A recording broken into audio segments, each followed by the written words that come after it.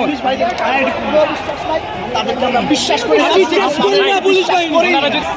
Sir দেখেন sir, সারা বাংলাদেশের মানুষ আজকে অসহায় স্যার, আপনাদের দিকে তাকিয়ে আছি স্যার, আপনাদের দিকে।